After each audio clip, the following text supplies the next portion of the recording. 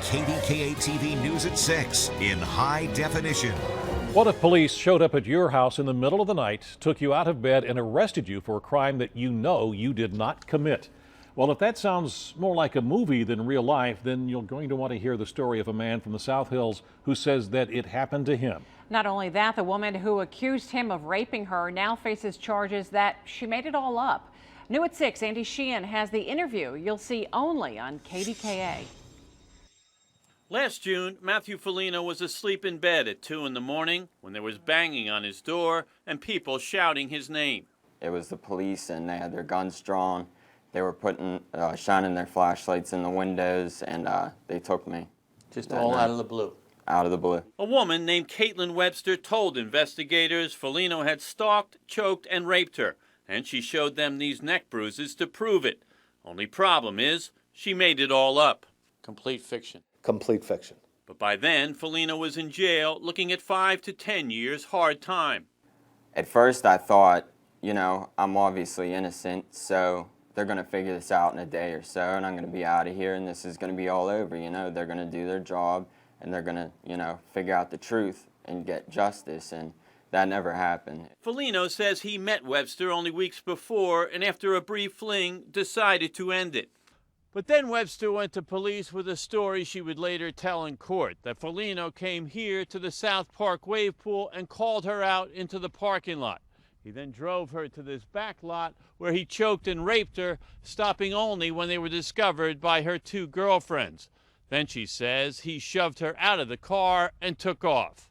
She made me seem like a bad, horrible person, and I'm not that person at all. I would never do something like this. Attorney Bill Diffenderfer says police arrested and charged Folino almost strictly on the basis of the woman's statement. The police ever talk to these friends? Never. They never talked to them? They never corroborated any of her statements or any of her testimony. So they just took her word? Correct. When his investigator contacted the 2 girlfriends, Diffenderfer says the women refuted the whole story, saying Webster had been out all night with another man and didn't want her father to know.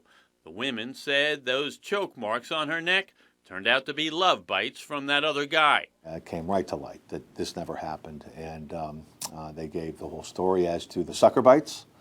They gave the story as to what they did the night before and the entire day after where this happened, and no one was ever at the wave pool, and they were with the alleged victim. So she wasn't even at the wave pool. And the Folino family anger doesn't end with the girl. It's very disappointing to me that with these kinds of serious cases that clearly destroy people's lives, that more wasn't done to investigate it. County Police Superintendent Charles Moffitt defended his detectives on the case. They did what they could do in an instance like this. We had a girl at the hospital saying she was raped.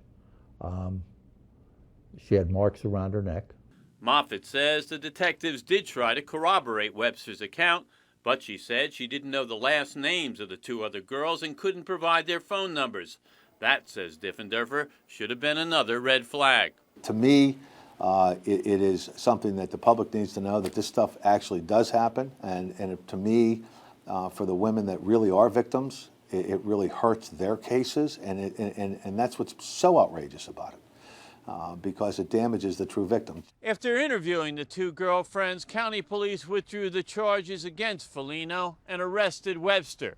She now faces charges of making false statements and perjury for a rape that never happened. In South Park, Andy Sheehan, KDKA TV News.